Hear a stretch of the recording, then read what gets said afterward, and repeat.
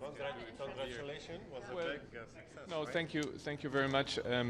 Berlin, of course, tried to give a new impulse for peace in Libya, for the people who have been suffering for such a long time.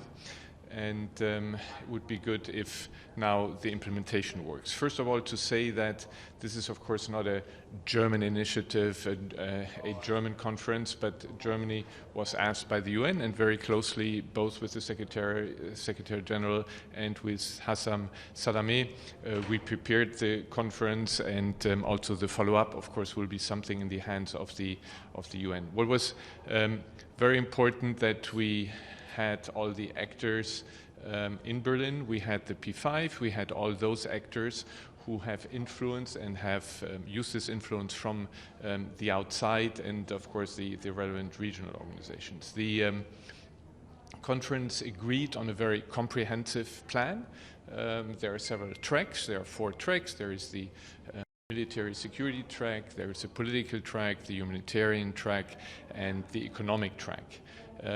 At the very beginning, the most important, of course, is the military track, and there one of the most important results of the conference was that we now have all the 5 from both sides to negotiate a ceasefire, and the most important is that we get from this calm that is now to a real ceasefire, and there the negotiations are supposed to start this in Geneva under the auspices of the UN. What is very important is that everybody recognizes there is no military solution to this conflict. We have now to implement the political process, find a political solution, and Germany will continue to support this process. This was not a one-off exercise. We'll have a number of follow-up meetings, and these will continue on the several tracks that have been that I have identified. Now, for the UN, as I said, the UN process, Germany is committed to this process, and as you know, Germany chairs the sanctions subgroup of the sanctions committee of the Security Council. And what is very important that we now really implement international law, that we implement international humanitarian law, that we implement also the sanctions regime. And this is the most important. We will not have a real ceasefire if the delivery of weapons continues into this process. So ceasefire, respect for the arms embargo, political process, economic process, humanitarian process. This is now what we'll hope to see. And the Secretary General is on his way back from Berlin, and we'll see then with him how we then bring this into the Security Council. Ambassador, how confident are you that the parties will respect item number 6 in the communique, which is refrain from foreign interference? I mean, do you feel there's been a change in attitude?